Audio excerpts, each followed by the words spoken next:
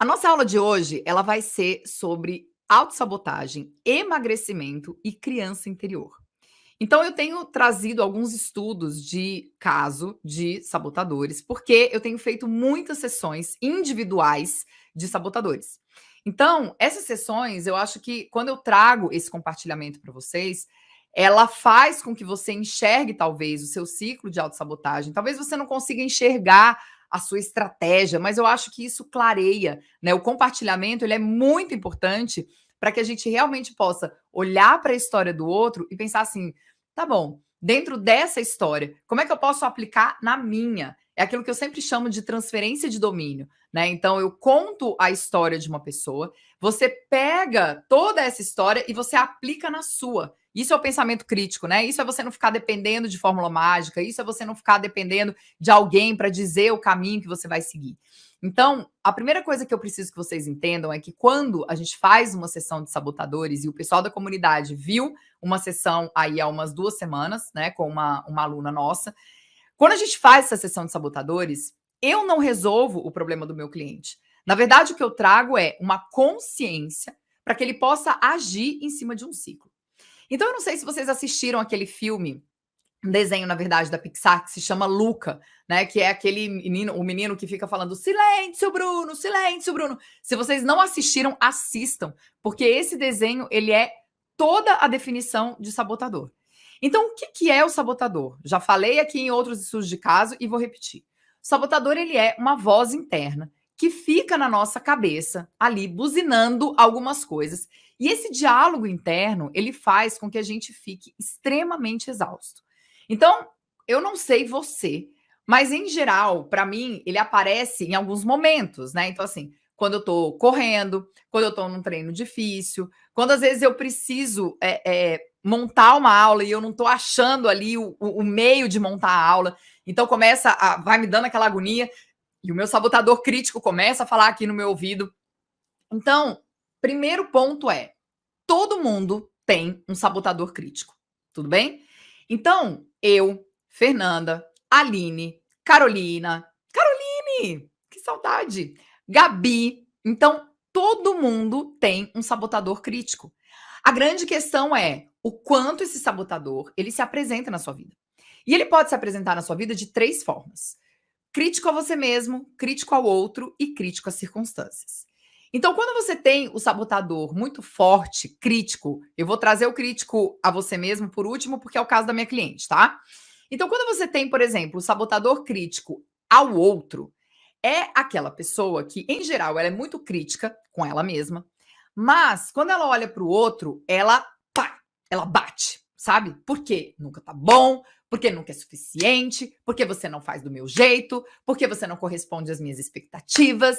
E, em geral, quem olha para o outro com essa régua muito alta, né? E tem um sabotador que a gente vai falar dele hoje, que é o vítima, muitas vezes essa responsabilidade a gente acaba transferindo para outra pessoa, né? Então, esse crítico ao outro, ele fica lá em cima.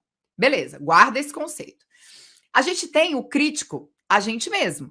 Então, o crítico a gente mesmo é o chicotão, né? Então, assim, se eu tô num processo de emagrecimento, que é o que a gente vai falar hoje, e aí eu tô vindo bem certinho, tô vindo certinho, sei lá, tô fazendo a minha low carb, não tô comendo farinha branca, não tô comendo açúcar, tô fazendo tudo bonitinho, tô tomando meu chá, tô no meu processo de desinflamação. Aí, um dia, eu vou numa festa e eu olho e como um brigadeiro.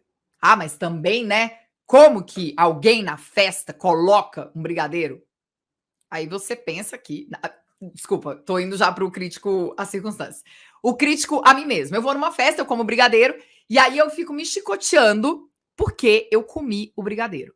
Então, eu fui numa festa, tinha brigadeiro, eu comi 1, 2, 3, 4, 5, qualquer que seja o número de brigadeiros, mas eu fico me chicoteando porque eu abri aquela janela de exceção. Quando eu não entrego um trabalho que para mim, né, ai, nossa, poderia estar muito melhor. Pois é. Aí o crítico a você mesmo começa. Pois é, você poderia ter feito melhor. Por que, que você não fez daquele jeito? Por que, que você não sentou mais dias para poder fazer isso? Por que, que você isso? Por que, que você aquilo? E esse diálogo interno, ele acaba esgotando a gente. Então, quando a gente fala desses sabotadores, a gente tem ali uma divisão que é o quanto a sua cabeça perde energia, faz com que você perca energia do seu corpo com esse diálogo interno. Então, o fato de você ficar o tempo todo lutando com esse crítico, lutando com um vítima, lutando com o prestativo, lutando com o hipervigilante, que a gente já falou no estudo de caso passado, né? Então, assim, esse diálogo interno, ele acaba com a nossa energia. Então, muitas vezes você reclama que você tá sem energia, que você não sabe, aí você vai lá e você fala assim, eu vou tomar um chá, eu vou não sei o quê. Gente, o chá, ele não resolve se você não cuida da sua cabeça. O chá, ele não resolve se você não cuida dos seus pensamentos. O chá não resolve se você não cuida, por exemplo, né? Às vezes a pessoa fala assim: o que você toma, Debs? Assim, tem alguma coisa para o foco? Tem, tem. Você tirar todas as distrações que impedem você de ter foco. Nosso ativo mais precioso hoje, a atenção. Então, parem de colocar a culpa no outro e parem de querer arrumar fórmulas mágicas para vocês poderem melhorar o foco, para melhorar a atenção, para poder emagrecer, porque não tem fórmula mágica. Não tem fórmula mágica, né? Então, o crítico, ele é aquele chicotão. E aí a gente tem o crítico à circunstância, que é aquela pessoa que. Aí eu vou já trazer o caso dessa minha cliente, que eu vou chamar ela de Ana, né? E a Ana, ela tem um crítico à circunstância que nem é tão alto. No teste dela, quando eu pedi para ela fazer o teste, o crítico à circunstância dela nem foi tão alto. O grande problema é que qual é o perfil dela? Ela é uma pessoa extremamente, extremamente bem-sucedida profissionalmente. Então, ela é aquela mulher que tem energia masculina. Então, no trabalho, ela bate pau na mesa. Ela é assertiva, ela se coloca, ela tem um puta cargo, ela é muito bem-sucedida. Na vida pessoal, ela é ótima. Ela é muito bem-sucedida, ela é mãe, ela é esposa, ela é maravilhosa. Só que ela tem um crítico às circunstâncias que alimenta uma vítima quando fala do emagrecimento dela. Então a Ana, ela é uma pessoa que ela tem um paladar extremamente infantilizado. Ela tem um paladar extremamente infantilizado.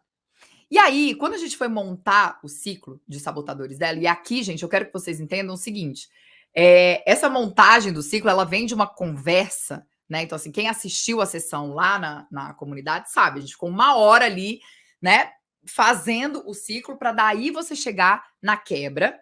E essa quebra, ela depende de quem? De mim? Não, ela depende de você. Então, eu monto o ciclo junto com você, mas essa quebra, ela depende de você.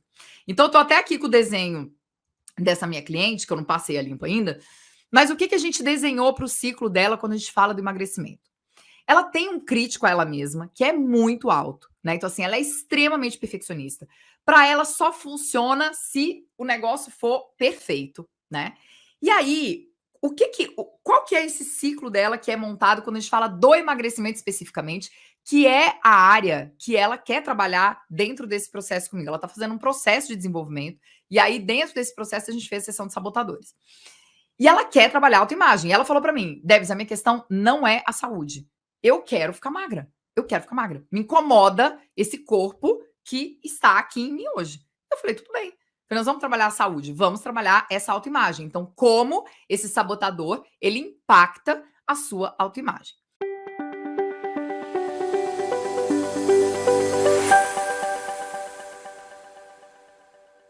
Se você chegou até aqui, é porque com certeza esse assunto te interessa.